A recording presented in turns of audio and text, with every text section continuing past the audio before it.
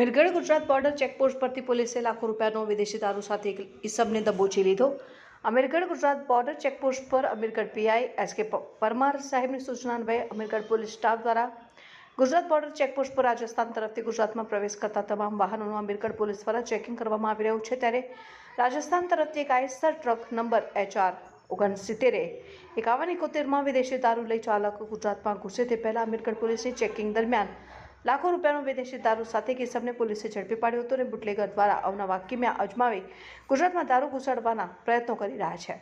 ત્યારે અમીરગઢ પોલીસની બાજ નજરને લઈ બુટલેગરો વિદેશી દારૂ લઈ ગુજરાતમાં ઘૂસે તે પહેલા ગુજરાત બોર્ડર ઉપર ઝડપાઈ જતા